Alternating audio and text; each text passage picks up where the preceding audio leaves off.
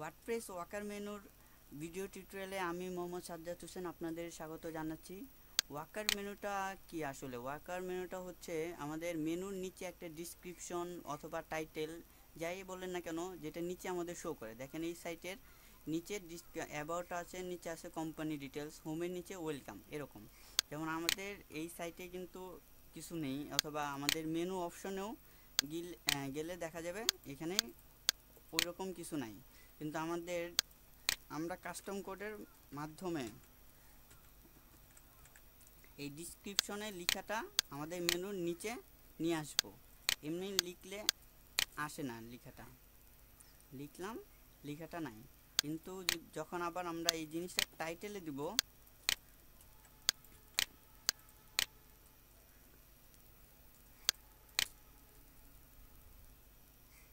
Title use করলে আমাদের দেখা যাবে টাইটেলটা চলে আসছে, ডিসক্রিপশনটা আসে না। আর ডিসক্রিপশনটা অন করার জন্য স্ক্রিন অপশন থেকে ডিসক্রিপশনটা অন করে নিতে হবে, তাহলে আপনি মেনুর এখানে চলে আসবেন। এখন আমরা দেখব এই ডিসক্রিপশনটা কিভাবে মেনুর নিচে অথবা মেনুতে নিয়ে আসা যায়, নিচে উপরে যেখানেই। তার জন্য আমাদের কাস্টম কিছু কোড লিখতে হবে। কোডটার জন্য আমাদের থিমের মেনুর যেইখানে আছে রেজিস্টার করা আমাদের হেডের ভিতরে ন্যাভ, আমাদের মেনুটা আছে এইখানে। তো এইখানে আমাদের ওয়াকার মেনুটা দেওয়ার জন্য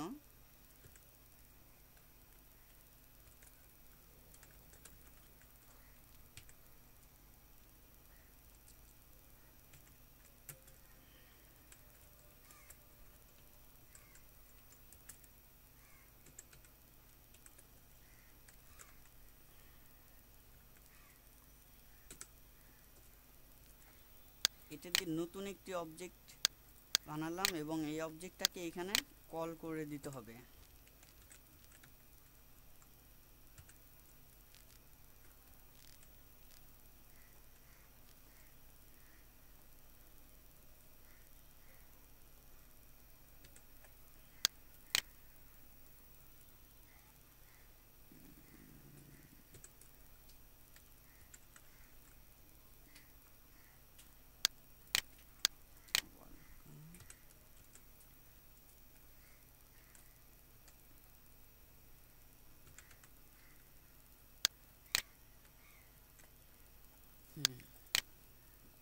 ওয়াকার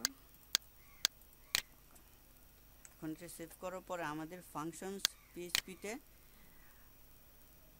কিছু কোড লিখতে হবে। ফাংশন পিএইচপিতে কোডটা লেখার জন্য একেবারে শেষে চলে যায়, এসে আমরা একটা কমেন্ট দিয়ে বলে দেই অ্যাড ওয়াকার মেনু।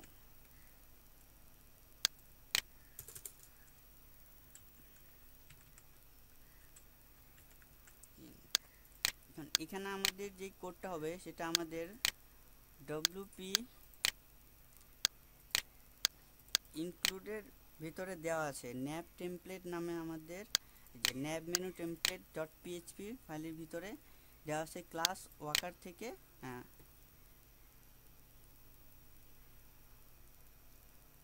এই পর্যন্ত লাইন নম্বর 95 এখানে কপি করে আমরা এখানে পেস্ট করে দেই। এবং আমাদের এইখানে যে ক্লাসটা আছে, যে ক্লাস ওয়াকার ন্যাব মেনু, এটা আমরা যে নতুন অবজেক্টটা বানাইছি ওর নামটা হবে, এই নামটা হলো মাই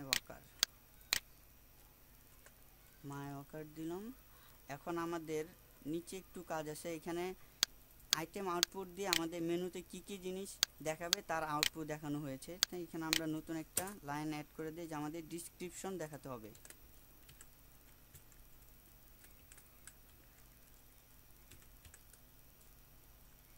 এখন আমাদের ডিসক্রিপশনটা দেখাবে। ডিসক্রিপশনের তো ডিফল্ট কোনো স্টাইল নাই, আমাদের তো একটা স্টাইল করার প্রয়োজন পড়তে পারে। তার জন্য আমরা এখানে একটা ডিআইভি ক্লাস নেই।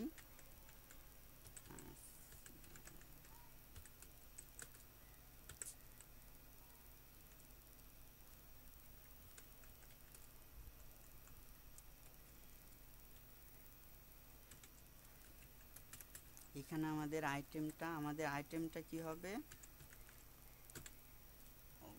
আইটেম আমাদের আইটেমটা হবে ডিসক্রিপশন, সরি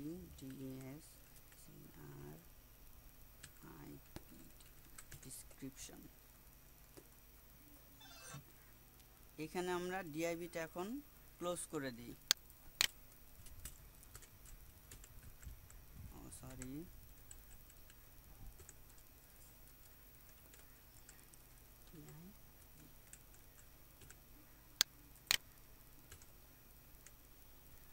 আমাদের এখানে লেখাটা হয়ে গেলে এখন আমরা দেখব আউটপুট আসে কিনা।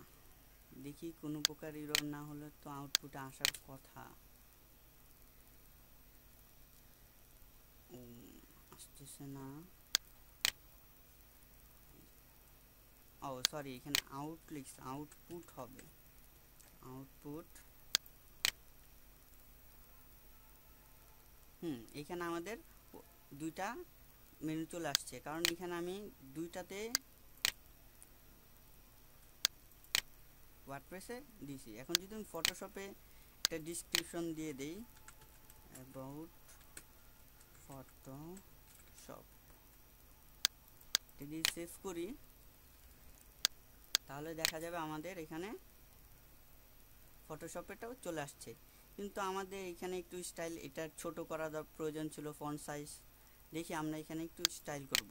স্টাইল করার জন্য আমাদের এখানে একটা ওয়াকার ক্লাস নেওয়া হয়েছে, এবং আমাদের থিমের স্টাইল সিএসএস এ চলে যায়। এখন আমরা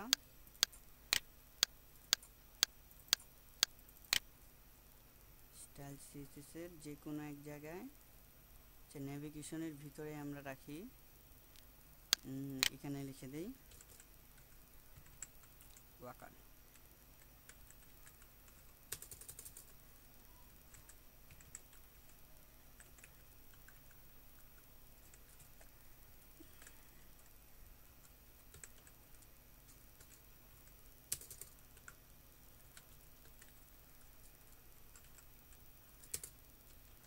ফন্ট সাইজ 12 পিক্সেল,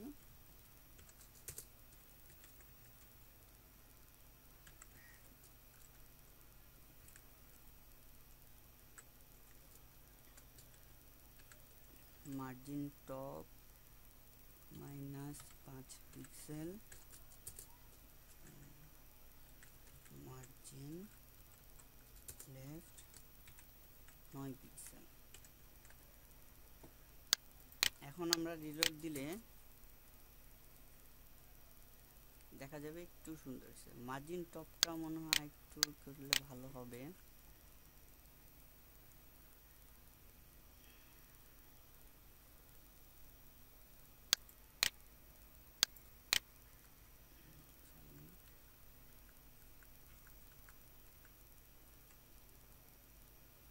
মার্জিন টপটা প্রয়োজন হবে না, ফন্ট সাইজটা একটু ছোট করি।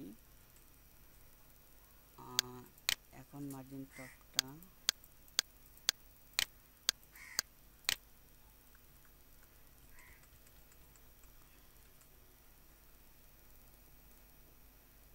এটা আপনারা আপনাদের মতো করে স্টাইল করে নিতে পারবেন। ফন্ট সাইজ 9 পিক্সেল এই স্টাইলটা আমি কপি করে নিয়ে যাই। এখানে চাইলে আমরা একটা ব্যাকগ্রাউন্ডও দিতে পারবো, বা টেক্সটের কালারটা চেঞ্জ করে দিতে পারবো, আর এইভাবে সম্পূর্ণতে দেওয়া যাবে।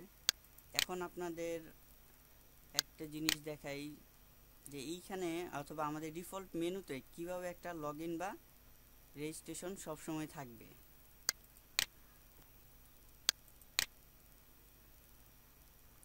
লগইন বা রেজিস্ট্রেশনের জন্য একটা আমাদের ফাংশন পিএইচপিতে একটা কোড দিতে হবে।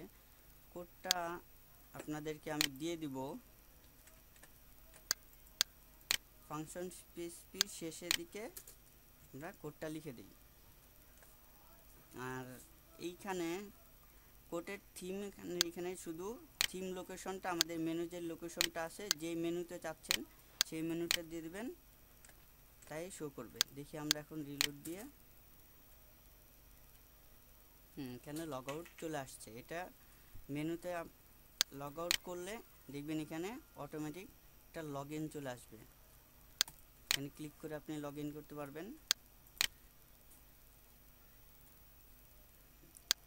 তার কোডটা আসলে আমার wordpress.org থেকে নেওয়া, আপনারা সার্চ করলে পারবেন। তারপরেও টিউটোরিয়ালের সাথে আমি প্রজেক্ট ফাইলটা আপলোড করে দেব আপনাদের সুবিধার্থে। তো সবাইকে ধন্যবাদ কষ্ট করে টিউটোরিয়ালটি দেখার জন্য।